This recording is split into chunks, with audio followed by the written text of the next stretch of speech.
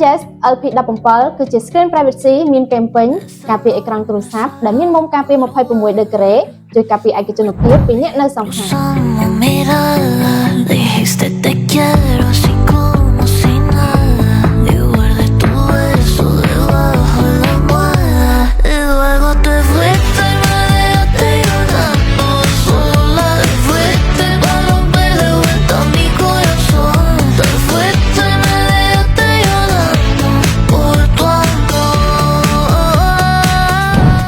វាផលិតពីកញ្ចក់អាលុយមីញ៉ូម 0.33 mm មានភាពរឹងខ្លាំង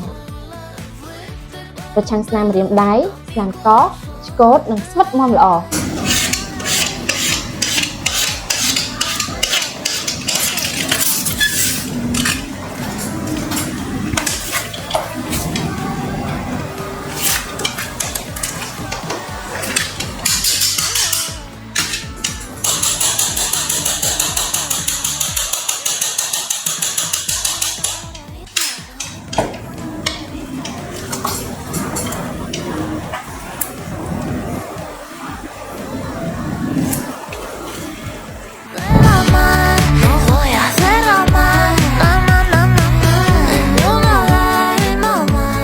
ការបិទងាយស្រួលដោយប្រើកាវ AB glue ដែលមានគុណភាពខ្ពស់ភាពចម្លងពន្លឺបានល្អជួយរក្សាគុណភាពអេក្រង់ឲ្យច្បាស់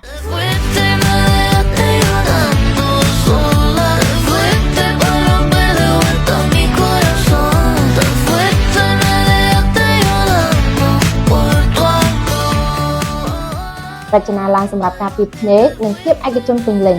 ជម្រើសល្អសម្រាប់អ្នកប្រើប្រាស់ដែលចង់ការពារទូរស័ព្ទនិងរក្សាឯកជនភាពក្នុងជីវិតប្រចាំថ្ងៃគឺ Screen Lenses LP17